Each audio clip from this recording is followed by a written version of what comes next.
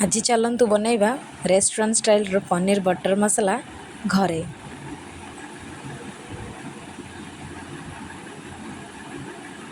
एठी मु फर्स्ट पनीर को छोट छोट पीस करी ताकू काटिकी रखी देइथिली।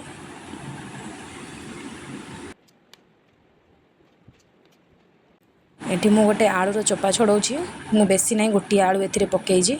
आलू पकईले भी टेस्ट किसी खराब लगे भल लगे। तो से एठी पनीर आलू को देखो मु क्यूब क्यूब कर काटी देइछि। एठी मसाला प्रिपेयर पाई मु रसुण अदा पियाज टमाटो सुखिला लंका किसी गोटा मसला अल्प किसी काजू नहीं। एबे चलतु अल्प तेल गरम करी फर्स्ट पनीर को आलू को भाजिकी ताकू काढ़ी रखीदबा। से सेम कड़ई रे मुझे बटर किसी नहीं जाइली आ से सबू पियाज को ऐड कर देइथिली। फास्ट पियाज अल्प किसी भाजी हो गला परे से मु सबू गोटा मसला अदा रसुण एमती कि टमाटो काजू सब मिसेकी एका बेले भाजवा स्टार्ट कर देइथिली।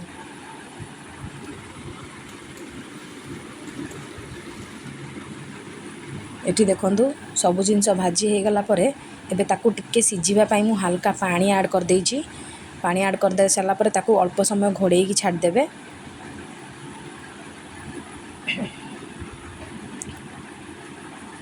किछि समय पर देखंतु एठी हमर सबू जिनस भल से सिझी जाइछि। एबे आमे गैस को ऑफ कर दबा ताकू ठंडा हवा पई किछि समय छाड़ दबा।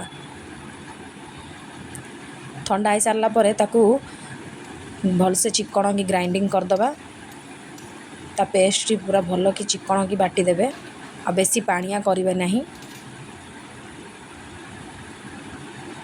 देखंतु तार कंसिस्टेंसी एमिति ही रहिबा कथा।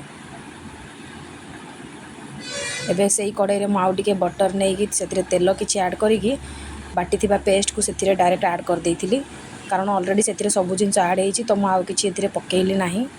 तापर धीरे धीरे करी सबू जिनस हलदी गुंड लंका गुंड गरम मसला आमर करी पाउडर आउ किछि धनिया गुंड सब पकेइकी मु ताकू भलसे मसला को कसिबा को लागिली।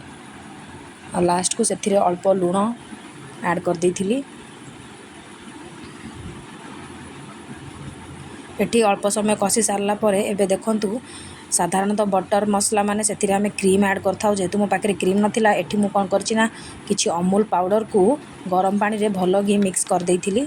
ताकू भल से गोळेबे जेमति किछि लम्स न रहिबो।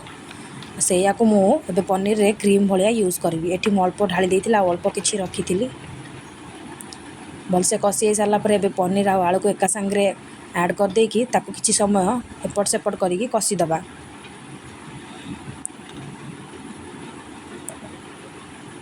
एठी कषा कषि हो सारा पर मु गरम पानी करके रखी। तरकारी गरम पानी देले ही टेस्ट बेसी भल लगे।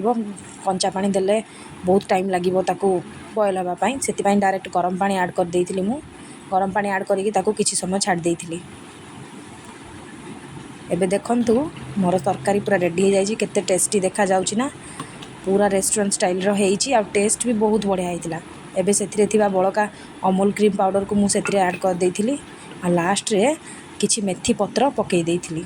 एठी हमर रेडी हो गला पूरा होममेड रेस्टोरेंट स्टाइल रो पनीर बटर मसला। ताकू एबे गरम गरम रोटी हो परोटा हो ता संगे लगे कि खाइले बहुत टेस्टी लागिवो।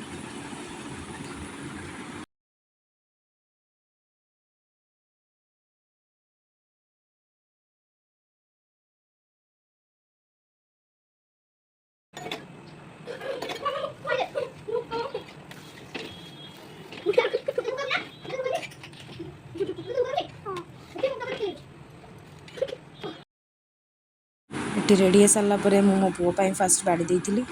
देखंतु से खाई कि कोन कहिला। केमती लागुची?